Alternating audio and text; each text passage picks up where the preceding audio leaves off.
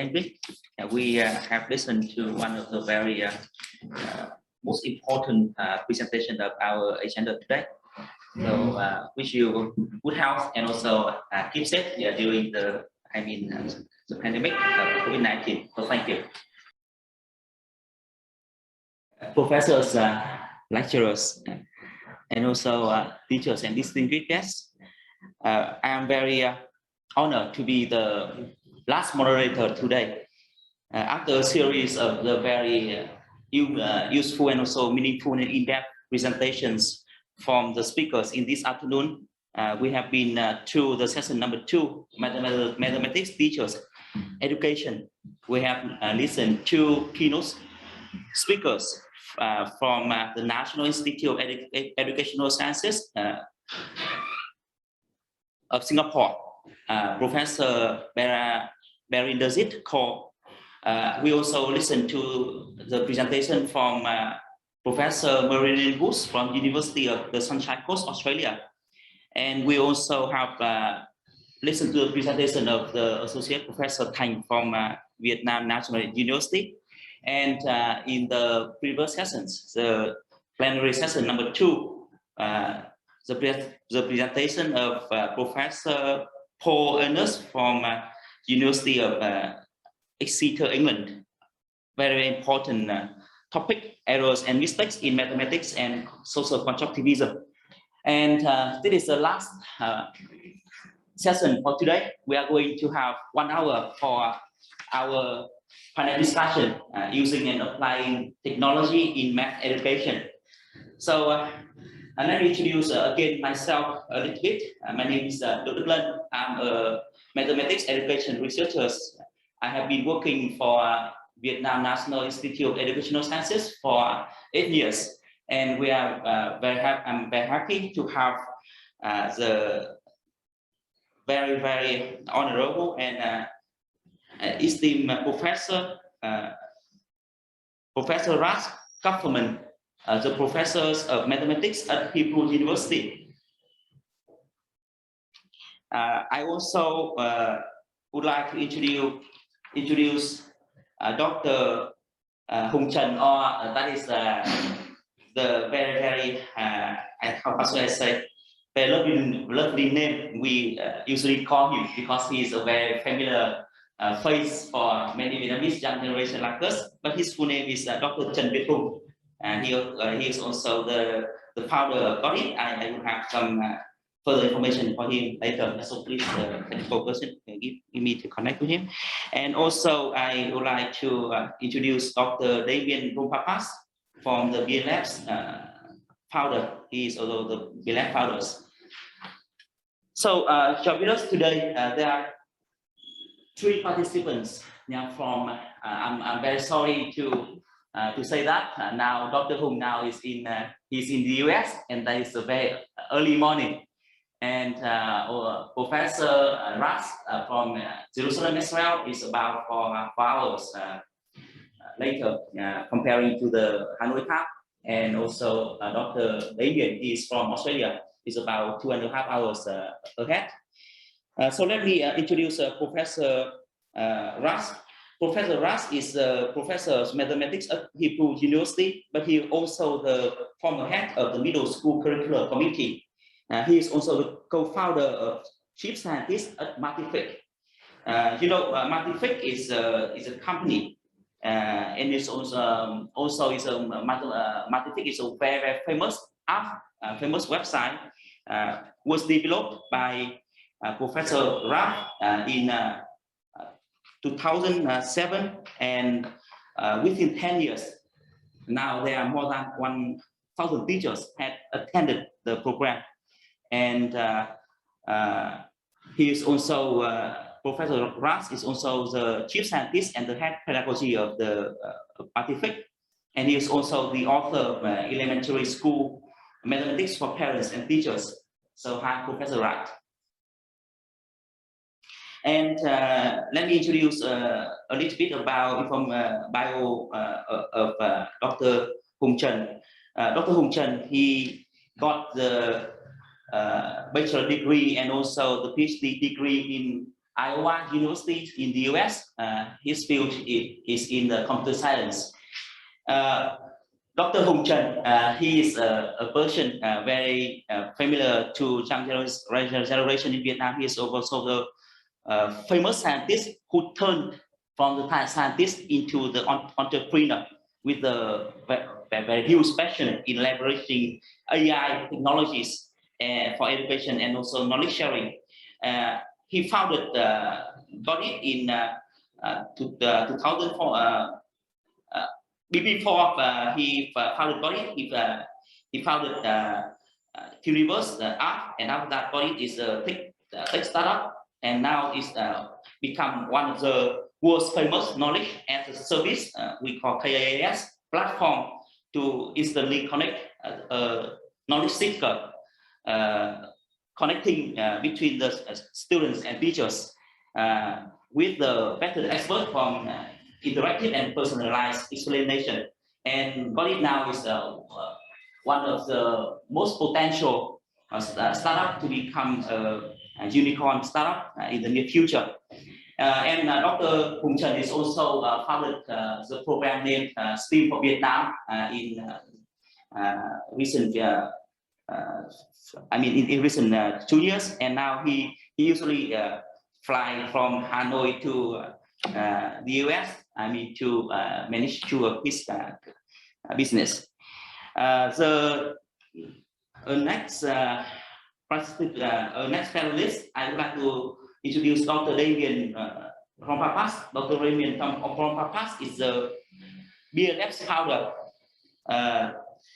He is a very energetic and also very enthusiastic for some of the most accurate description for in the computer science. He is living in Adelaide, South Australia, and he has been working in hardware software field for 18 years.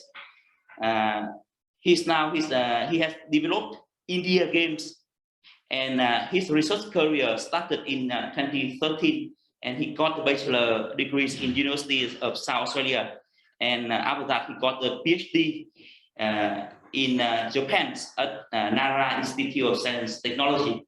So thank you again for sparing the time to join with us the very last session today. So let me give the context of the education in Vietnam in recent few years a little bit. Vietnam has changed the curriculum in 2018 actually, but after that, after 2 years, the first year of implementing the new curriculum is in 2020 with the grade 1, and for this year to 2021 we started to have the new curriculum for grade 2 and grade 6, and after that we hope that for the school year 2024 and 2025 we are going to have all new curricula for grade 1 to grade 12. So also in our educational context, we have been under the very comprehensive renovations in education.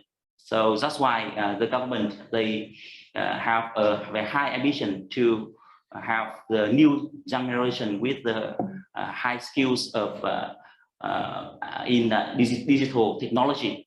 And also in recent few years, of course, in many countries in the world, digital technologies have changed the agenda of mathematics education, the ways of learning and teaching. And one of the quite serious incident happening around the world, especially for Vietnam in recent 2 years, that is about the COVID-19 pandemic. The teachers and also the students, after one night, they had to change the way of learning and teaching.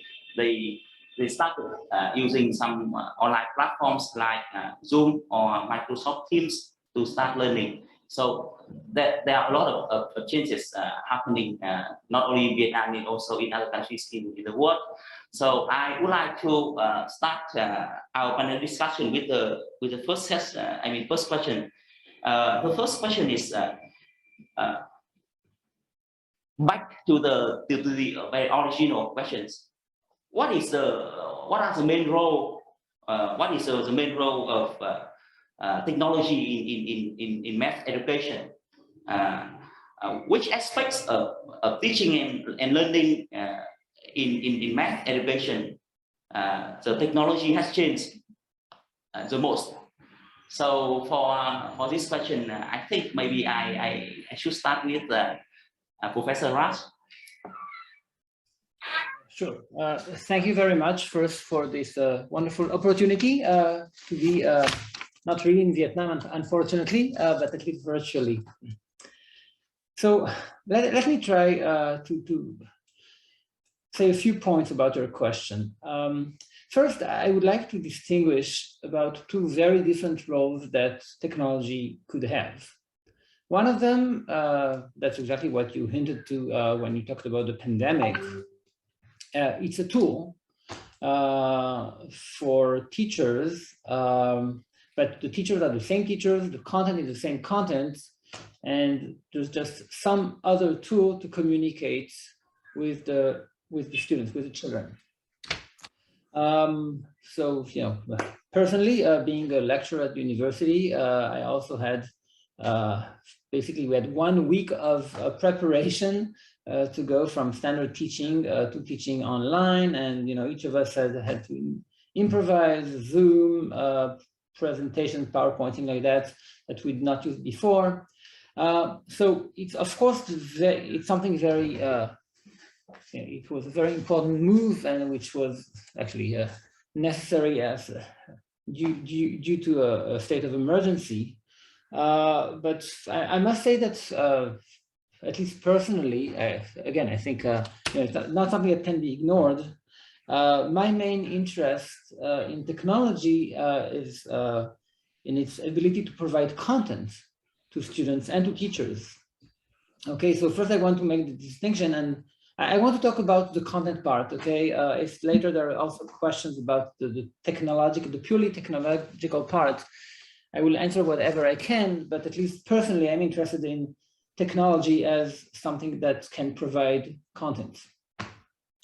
So about that, I want to say that, like almost any technological progress in the history of humanity, you can always identify opportunities and dangers. And the most, I think, immediate danger is that if there's a bad practice, technology lets you replicate it and make on a very large scale. Okay, just to give, I don't know, an example. I'm certainly not a big fan of learning mathematics based on worksheets, skill and drill, a lot of testing.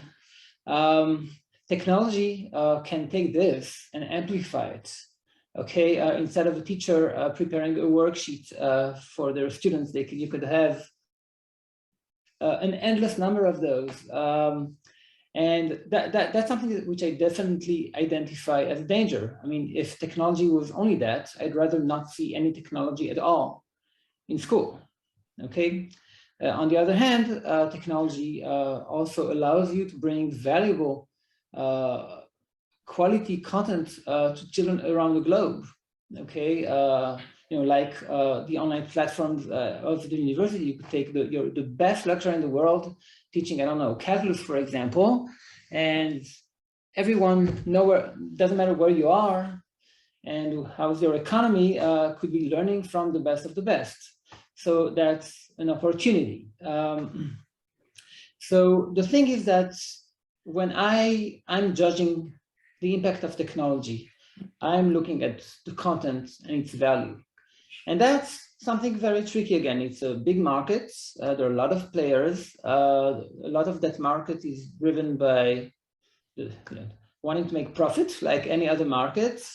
And what I'm always advising is There are opportunities. You can find very, very good content, very good platforms, but one has to be very critical. Not everything which looks good, looks fun, is valuable.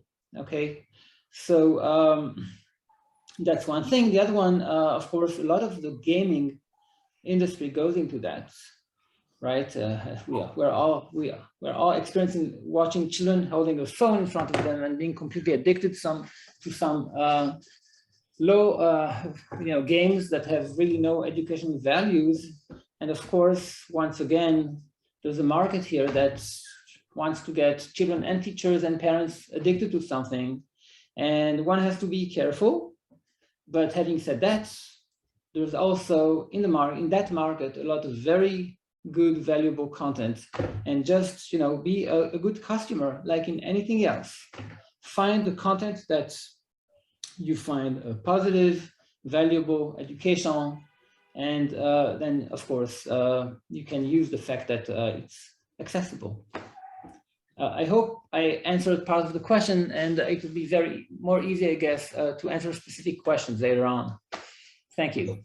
Thank you, Professor Rat. I also do agree with you on the role of the technology, and that is not as just only the tool that will also the how should I say the something must be the contents are being created by technologies, and also we also keep the balance between using technology and also for the normal classes.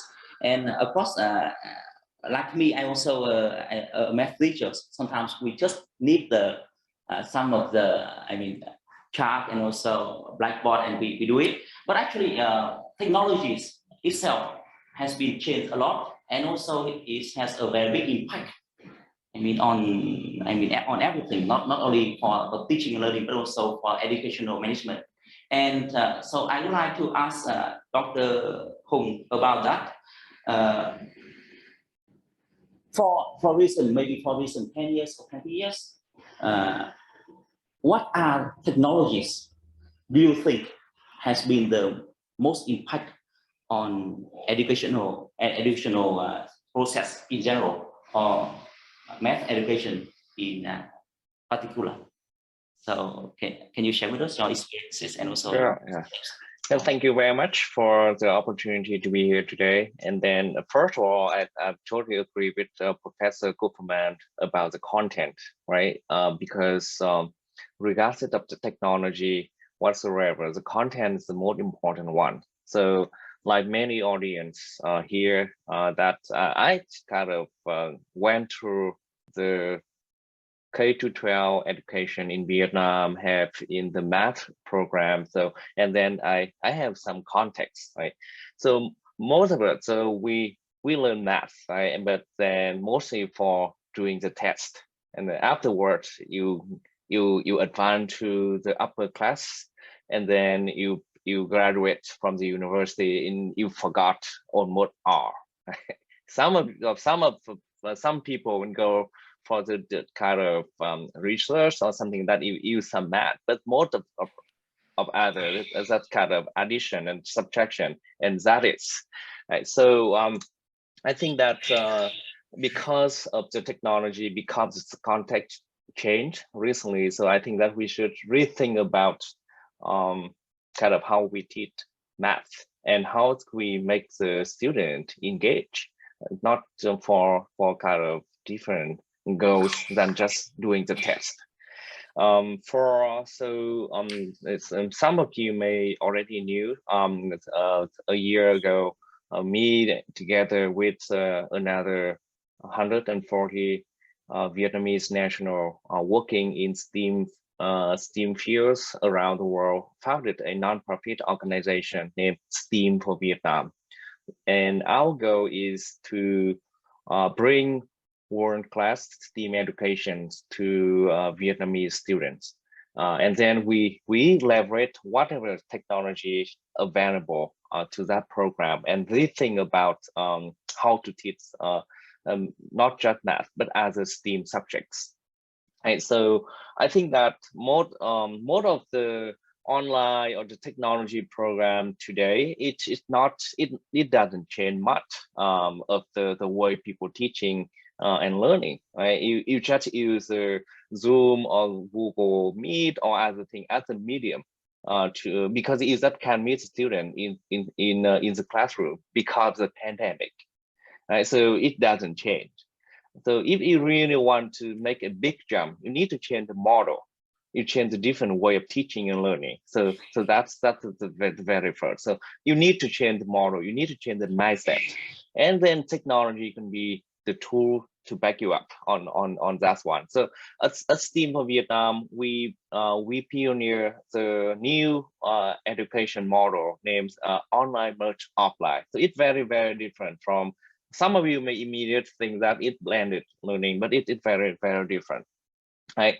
So for this model, we have to think about first kind of the teacher, very first the teacher and with the center of the model, and then the technology and the content. Right. So yeah, so I mean that throughout the pandemic of 2020, many of you already taught math to children, and you know that after 3 minutes, right, children started to watch YouTube or to chat with each other or playing game, right? Because it's the same way of teaching and learning, and students, and then at the same time, you cannot observe what's the behavior, what the activity they does. So with this model, we change the content. We chop it into kind of smaller piece, that like kind of 3 minutes or so, because K to 12, right? They that ability to self-learn, self-motivate, whatever, and also the attention span is very short. So 3 minutes is concept, and then some kind of activity, interactive. So student can have to do something. That's something that they can learn. But more importantly, we what we do is we just saw, right? Student learn online after 3 minutes, they fall asleep. They want to play in game, they want to chat with their friends, and they totally did engage. But at the same time, if you give them a Hollywood movie, they can watch straight 2 hours straight without any blink, right? So what's the difference, right? So you need to have the content, you need to have storylines, you need to have character, you need to have the plot. So we learned that from the movie maker people, right? And then we develop the course like the TV show, right? That character, that storyline, that milestone, and each lecture like a episode. Students have to learn, and imagine that they are in the episode, and then project based. At the end of the class, they need to produce something, they need to do something. So that's to make people engage.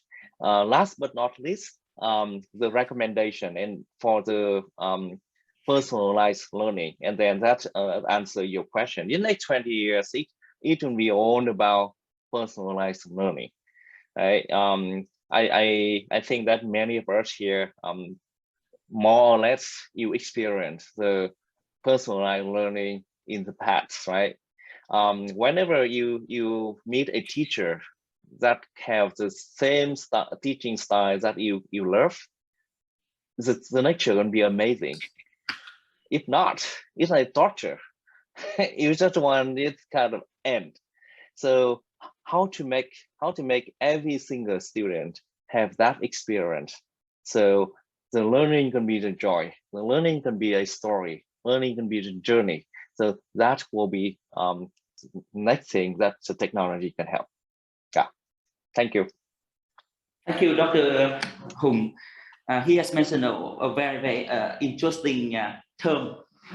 He has mentioned about the new educational model, not only about the technology. We need to think about the new model, which can support students, teachers to attract, their teaching and their learning. So that's why he mentioned a very, very interesting project, STEAM for Vietnam, and also online, most offline model. And And I think personalized learning, that is not new, but actually we need the not only the tools but also the mindset of all the levels of the educational system. So let me have a more extend on it. Back to the idea of curating the contents, also the new educational model. So I want to ask Dr. Damien that, according to your research and according to your areas, how do you think which types of technology could develop those ideas in reality? For example, like now we have talked a lot about the things that AR and VR and so on, or XR. So how about those things? So well, hello there. Hopefully everybody's hearing me loud and clear, and I'm tickled pink to be presenting about this, even though it's kind of my first time on a panel like this. It's a great honor. I'm going to start off by kind of taking over a little bit and sharing the screen, because I'm all about visual aids, and apparently I'm sharing the wrong screen. So fantastic start already. And bingo, you should be seeing the nice presentation that I've curated personally. And it's kind of interesting. We've got someone that's spent a lot longer in the research field who thinks it's all about the gamification and engagement. And we've got someone much younger who thinks that we need to update the curriculum that we teach mathematics in order to make it more engaging to the younger audience. And these are two points of views that I wholly agree with. In fact, you know, someone like myself wearing a headset like this, I build potatoes all day, every day. That's what I do. You'd be surprised by how little mathematics I actually use. And I say that as in implementing myself rather than getting a computer. Now, we all know the classic learning is where we have, you know, this textbook and a whiteboard, and the kids interact with the teachers, the textbook and the whiteboard, which did work for quite a long time. But like, you know, the cavemen evolved from using a stick to using the wheel to now we use the pen and paper. We're in an age where the kids now use the computer to do everything. And interesting segue to come from the gamification and skill. A lot of what I do is in game science, and it heavily focuses on what we call the game flow, where we try to balance the difficulty and the skill requirements to prevent the kids interacting and getting involved from either being bored or introducing anxiety, but introducing into the medium flow state where they perform the best regardless of the difficulty that we introduce them at. And it kind of comes down to basic three fundamental aspects. Well, we got the games themselves, which are quite entertaining. We have the target for the game platform, which in this case is the mathematics that we're discussing, and then the spatial understanding within our environment. And this is important from when we're dealing with augmented and virtual reality technologies. So within these, we have three subtopics, which is all about awareness, visualization, and the edutainment. We stepped into the technology circa 2000, where suddenly kids were learning through play in order to understand the spatial aspects of the mathematical equations. We were introducing graphing and graphing calculators to understand math in a spatial sense. And a new form factor called edutainment was introduced, which tried to combine any aspect of educational experiences into gamification. And this comes back to, you know, the contents that my colleague Tran was talking about, where we need to make it more engaging and give it an overarching story to the users. And if you were to look into 2015, not a whole lot has changed in this aspect, except for one key thing: the potato we interact with. In this case, it's the mobile phone. The mobile phone is basically turned into, hey, there's an app for that. For games and spatial understanding, we've got augmented reality introduced, where we could overlay information into the real world. For spatial and math, we've got the graphing calculator we put into the mobile phones. And for games and math, well, educational games, there's a dime a dozen in the App Store. There's a dime a dozen companies that are investing their time and engagement in order to produce this kind of engaging content to the user. This leads me to the question that I was just asked: what the heck are we going to be experiencing in the year 2020 and plus? Most people seem to think it's towards this VR metaverse that Facebook and the likes have been touting. But I actually think that there's an interesting direction to go in here. And it's kind of weird that, you know, we haven't gone down the path where, you know, people like Iron Man are able to click and interact with the content, even though they may not have the specialized knowledge. They can interact freely with it in order to gain a better understanding about the environment and the topic in particular. So if you were to ask me where technology is going to go into the future of education, it's really about the augmented and the virtual reality situation where we can engage with the environment. And already we're seeing this kind of influence in the everyday world where we have mobile phone enabled AR technology to interact with the content. And then you got Muppets like me running around with a headset 24/7, overlaying information about our environment. And it's really about interacting with this virtual content that allows us to gain a better understanding of the mathematics involved. And in fact, it's one of those key things where we learn more about the fundamental theory behind the mathematic application and less about the actual implementation, rather letting the computer do the work for us as long as we can understand what the function is. If we have a transformation matrix, we would understand that that transforms a point from point A to point B.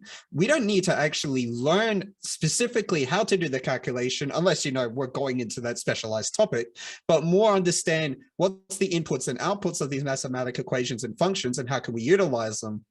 So the hardest thing to do for this kind of computer science field introducing into mathematics and education is to try to nail all three of these areas down, including the mathematic curriculum we aim to teach, the gamification of that content to provide entertainment, especially towards the younger users, and engage it in a way where it relates deeply to a spatial understanding in the environment.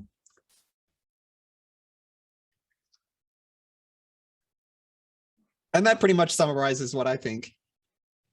Awesome. Damien, you have mentioned about the new way of attracting students to learn with very visual explanation. I think in sharing, you have mentioned that if we develop some maybe the games or maybe with the to develop maybe special knowledge and also special thinking for students, and also of course we have the intersection with mathematics contents. And let me get back to Professor Ralph. As I know, you have developed Multifig app for near 10 years, more than 10 years. So according to you, the idea of gamification in teaching math, can you share with us about gamification in teaching math? That would be maybe the fancy way, a fancy approach, or maybe that would be maybe the way to make the distraction to the students. Okay, let me try to answer. But maybe before that, I want to say a few words about the presentation we've just seen. We have to be very careful not to repeat errors that were made in the past. It's a very well-known story about the math education in the United States in the 1960s. We were just about to conquer conquer space. And at that time in the United States, there was a thought that the traditional math learning is outdated. Who needs to do arithmetics? We're on the edge of having computers that could do arithmetics for us. We have to go now one step above that to the application and so on. And it was a disaster. I mean, it was realized eventually that you need foundations, okay? I'm not saying that discovering through virtual reality is not good. I'm just saying that it cannot be the whole story.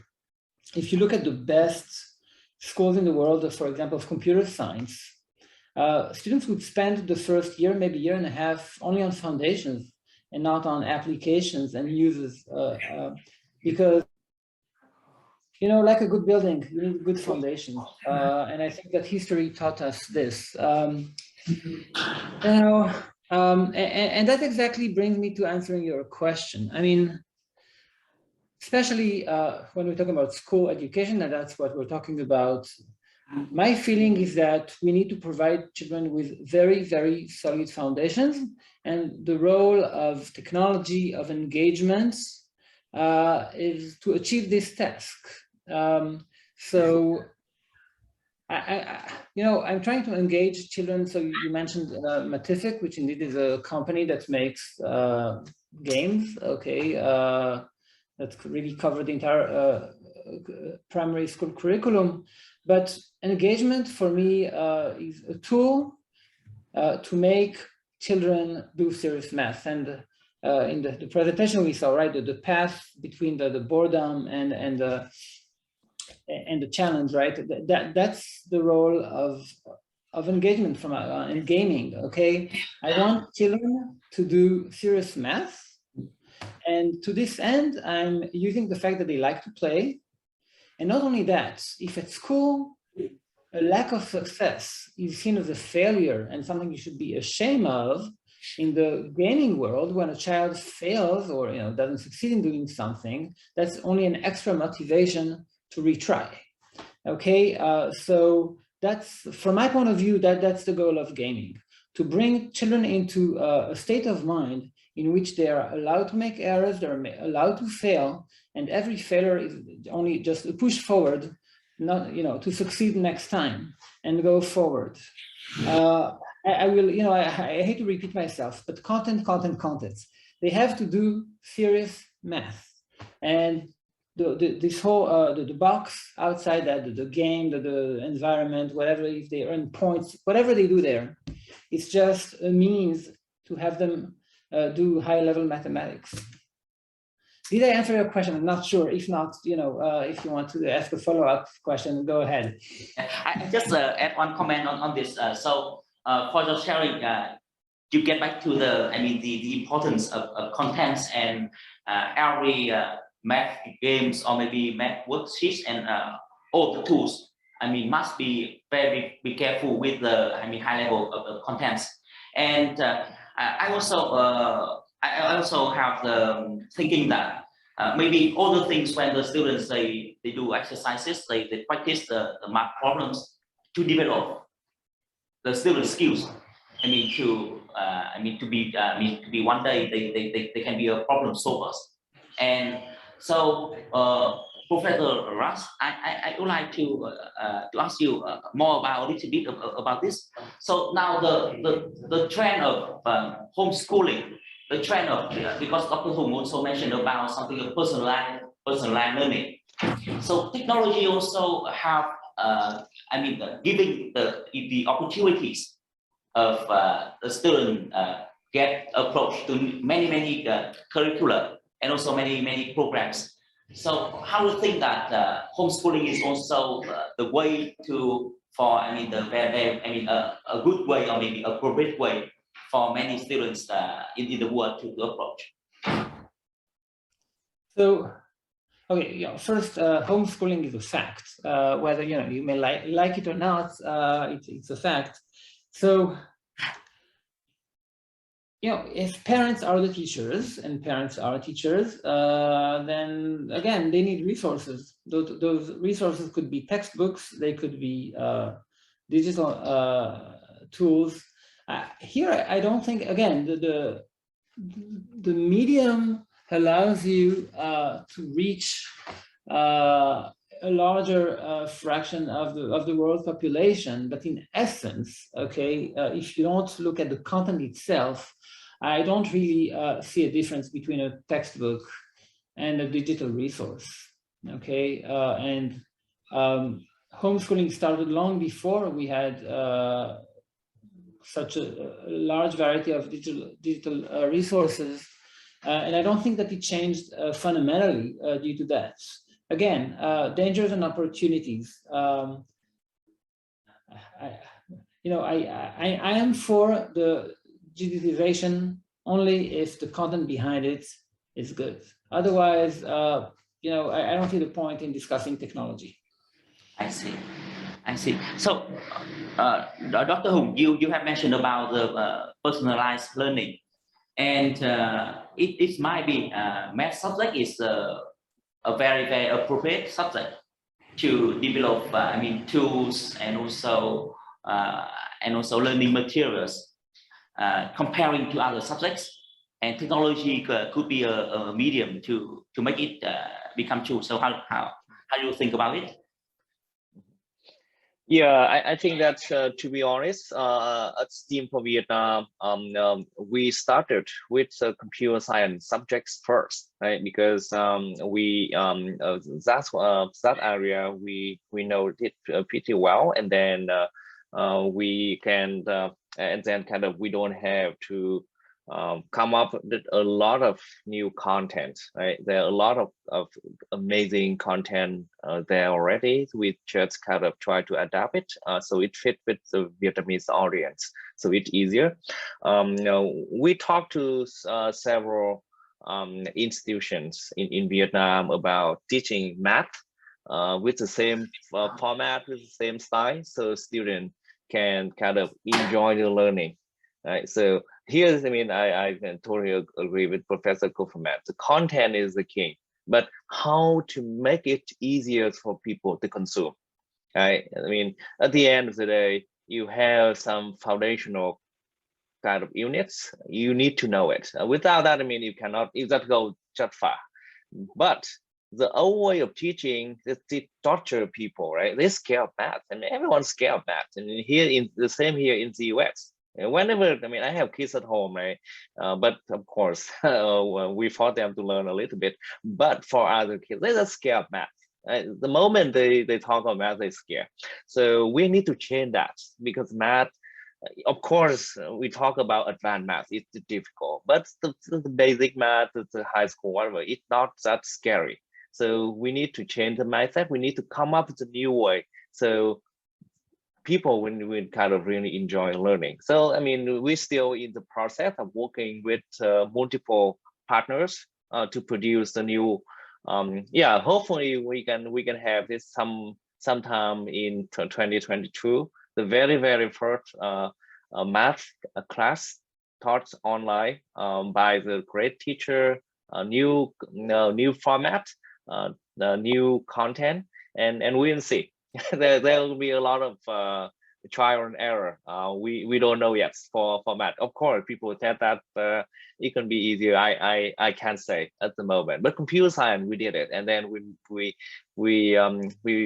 got pretty good results. Over a year we taught coding for over 30,000 students from all over Vietnam and another 34 countries around the world. So and then the parents, the student, and even the teacher, they're excited about that because they see the real results. Then we try to replicate that. I don't know how hard it is and how long it takes to have the same result, but that's what we are going to do. So according to your opinion, math should be not teaching itself. That means so it might be math should be math teaching should be integrated. With some other subjects, and you have maybe the good model, or because now I give you an example, something like in the school. In school in Vietnam, we have math teacher. Also, we have physics teachers. We have chemistry teachers. So sometimes when we want to implement maybe STEM lesson, or maybe a series of problem-based learning in secondary school or maybe in primary school, that is the issue, that the collaboration among the teachers, and also the question is how can they manage the technology, and also how can they manage the collaboration process to make all the things become the good project. Yeah, so this is not me, but a lot of research, and also you can observe, right? When you go out to the life to solve the real life problems, you just cannot use math only, or physics only, or chemistry only, right? You have to use whatever knowledge and whatever experience, whatever skill you have to solve that problem. So in the real life, you have to use whatever knowledge you have. So to solve the problem you face. So that's why people try to design the STEM program in the way that it kind of merge things together, right? But in order to get to that point, I believe that you still have to have some foundation first. Otherwise, I mean, it's no point. How you don't know anything and you come in, you do kind of the combination of multiple things. It can be tough. But after you got, so what I believe is that after you got some foundational knowledge, and then the teacher had to come together to think of a project or the activity that student learning by doing. So I think that that's the best, right? So you can see that sometimes in the robotic class, students really have to calculate, right? To think of physics, to think of math. They have to use all of those skills. Other than that, it will not work. So and then when they finish the project, and then they look back, they already learn new kind of concept. So that's kind of something we I think that is me. And then for that end, the technology can help, right? Because you can come up with a lot of kind of project, a lot of things that for activity for the student to do and then to learn without have to use the kind of 20 years old textbook or something like that. And I saw that a lot of teachers, they proud of a kind of 20, 30 years textbook, and they can use every day. I mean, that will not work in the future. Right? You need to come up with a new way, and then you need to collaborate between fields. Yeah, so that's my point of view. I may be wrong, but I see that's the only way learning can be fun, because we own for learning should be fun, not torture, not pressure. Thank you, Dr. Hùng. So how about your point of view in this question, Professor Dr. Damien, Professor Rat? So I'm kind of in between Hung and Professor Kuferman. I agree very much with Professor Kuferman. There's no point in doing something if you don't have a good fundamental, right? But we need to identify what those fundamentals are before we can tackle a problem. We can't go cross field without that fundamental understanding. As mentioned, like robotics is a great example for this, right? Physics is extremely important, but you can't do physics without being able to crunch numbers. So it's not just about, hey, there's this 30-year-old textbook that we should throw out the window in something, more replicatable, but try to understand what it is about that 30-year-old textbook that's so great and what must be implemented and taught before we can move on to its possible application. And then when you go into this possible application, the simulation environment is very good for teaching. There's a myriad of these tools that are great for teaching, but they're only supposed to be supplementary. There's no point in providing a supplementary thing if the underlying lesson is being lost in translation.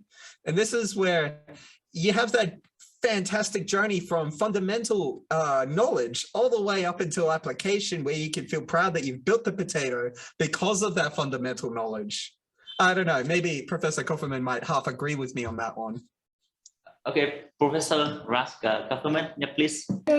No, I agree with you. I just, I see a lot of trends, especially at the university level, where there are a lot of new programs that want to bring you right away into, including robotics and things like that, and tend to forget that you need foundations. Okay, that's.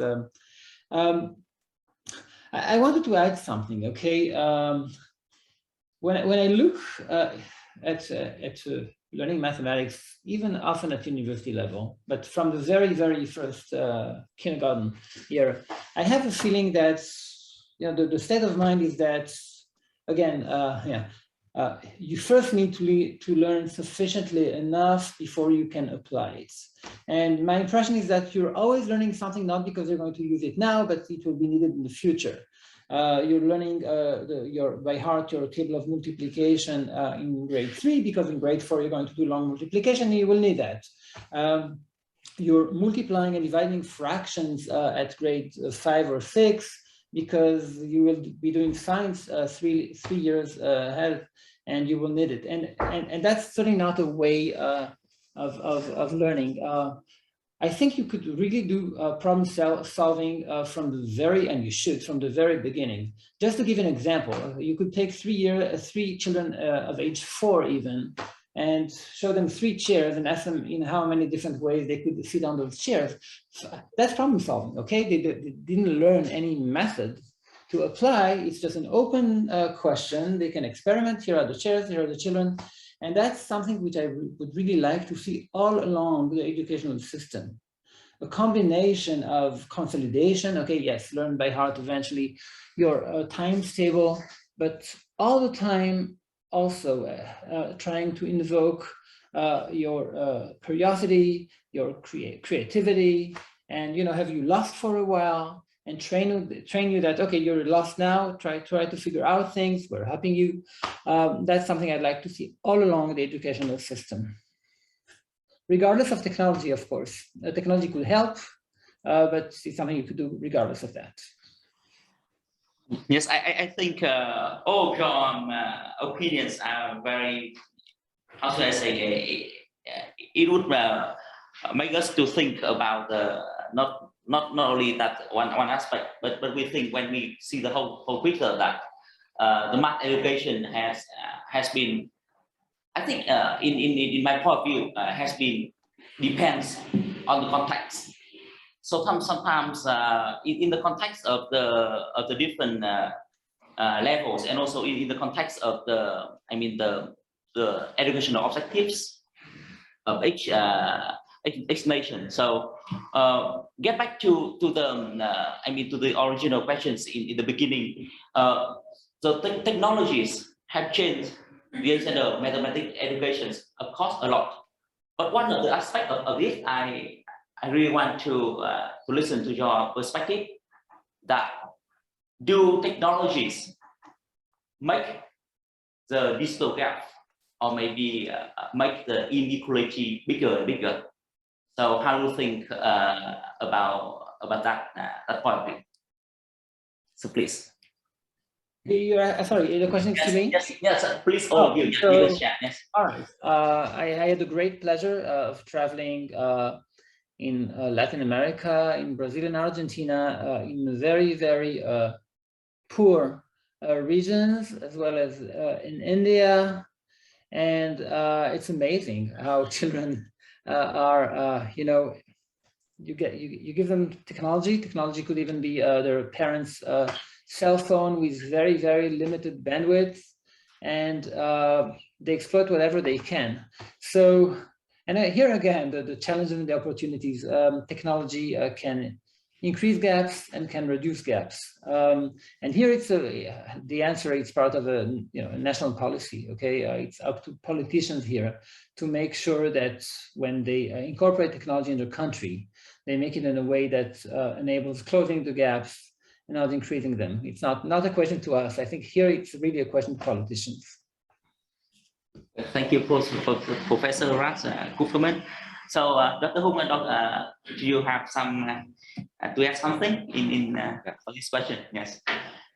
Yeah. So I think that agree that for the kind of official education, it depends a lot on the government, on the so. But for us, we kind of positioned ourselves as a kind of supplemental training, super education. So what we're trying to do is to reduce the gap, right? So we reduce the gap. How, right? The very, very first one is access to the great teacher, right? So access to the great teacher, in Vietnam or in our generation, it's just for some kind of privileged children, not for all, right? So even you are in the big city, it's still difficult to go to learn some kind of our class lecture from the good teacher. It's not impossible, and then it is very limited.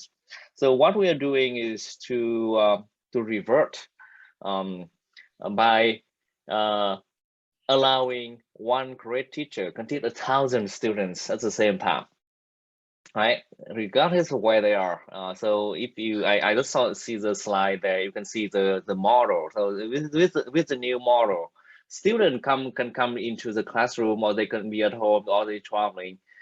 At the same time, they all come into learn from online from the one great teachers. For example, with math, and people can learn from Professor Ngo Bao Chou, and all of the countries they can do that. That's connect, and then he can do live streaming. But I mean, you need to have the software, and you need to have teaching assistants to support students, so they can have interaction during the lecture.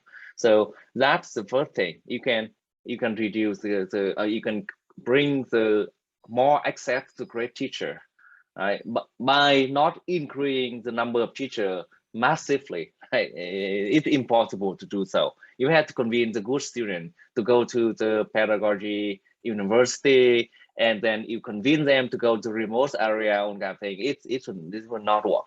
But if you can leverage technology, one teacher can teach a lot of students from multiple locations. That will work, right? And then the second, the material, right? Before it can be very difficult, but now whatever student in the US can learn, and then it's good, we can very quickly adapt it for the student in Vietnam. So technology can give access to that.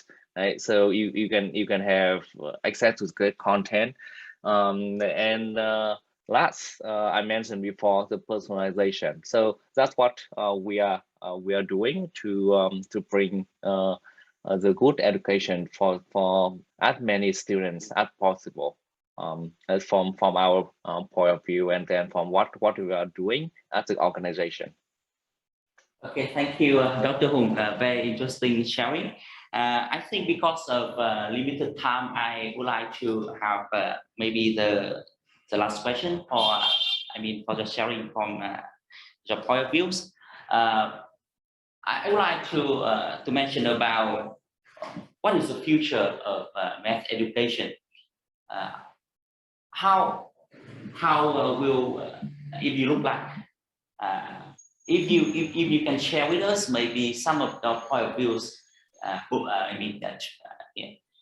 share with all the audiences today. We are thinking not the very in the long term, but maybe in 5 years or 10 years, how will it be look like?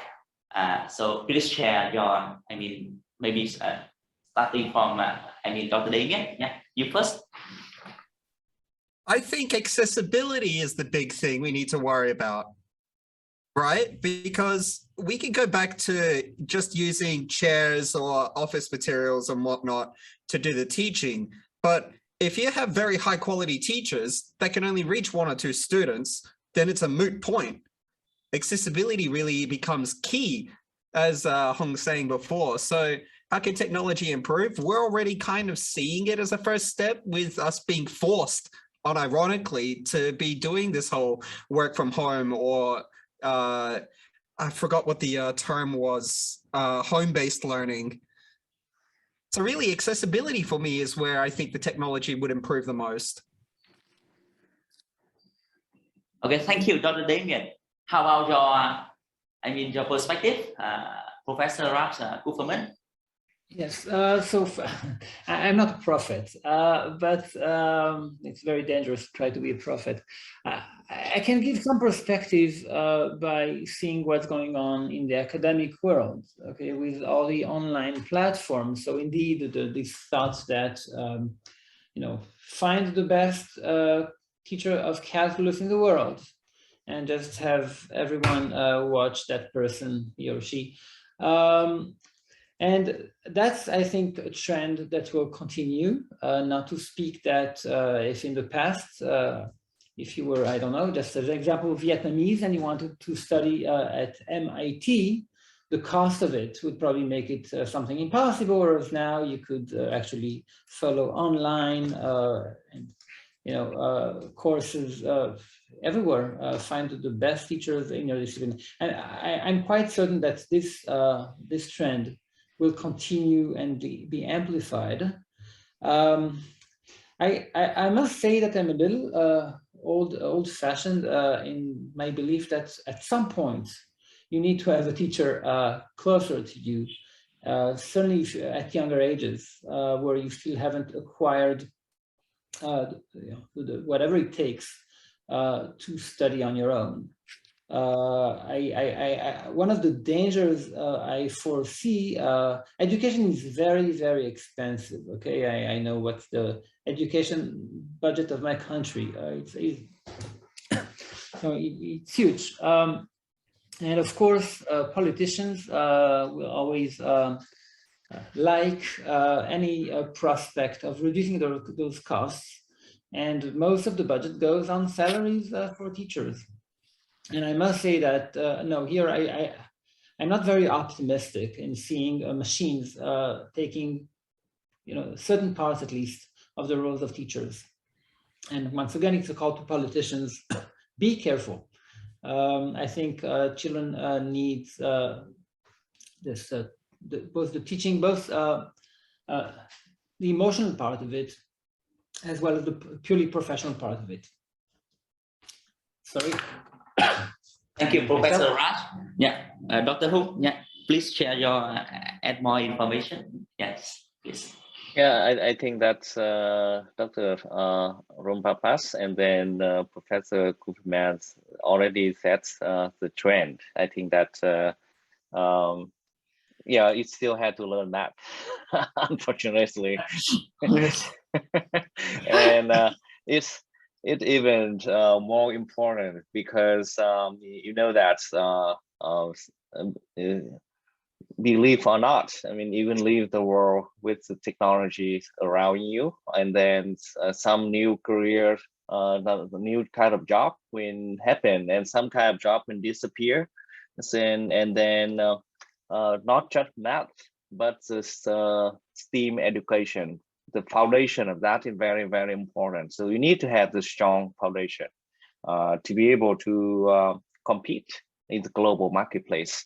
And then I think that fortunately there are some trends that to make learning math and other STEAM subjects will be easier and more fun. So I'm a little bit optimistic. I believe that learning math and other STEAM subject is very, very important, regardless of kind of career you pursue in the future, right? So that's so I usually talk to the parents, right? So there's some dangerous thoughts that okay, the machine can do a lot. You don't need to know. If you need something, you'll go ask Google, right? So I told them, I mean, ability to ask a good question requires some math. You just come and add and then ask the right question. Asking the right question is the good skill. So don't kind of count on that, and don't think that the machine can do everything for you, and then you that don't do. So I believe that we keep encourage people to learn more math, but not in the way we did in the past, right? Just learn for the test. That's kind of we need to change that. Thank you, Dr. Hùng. So as I understand that the best use of technology in math education, that is one of the very important thing we have to do. The educators and also teachers and educational managers, they have to collaborate to find out what should be the best benefits for students and also for kids when we think about technology, and also we need to be not just for using, but we need to think about what should be the sustainable way for in the learning process. So once again, I would like to thank Professor Raj Kuferman, Dr. Hùng Trần, Dr. Damien Rompapas for joining with us from different continents in the world. So we have technology and we can connect with you. I mean via Zoom link. That is also the one very good use of the technology. And we also have several questions from audiences, but I will collect all the questions, and I mean maybe we can share with you via email later, because now it's also quite very early morning in the US, and also now it's time for Professor Ras to get back to work or something like that, and also it's in the evening in Australia. So thank you very much for joining our workshop, and wish you all the best, and also see you in the near future. So thank you. Thank you very much. Thank you very much. It's my pleasure. Bye Thank you bye. very much. Thank you very much for inviting me. Thank you very much. So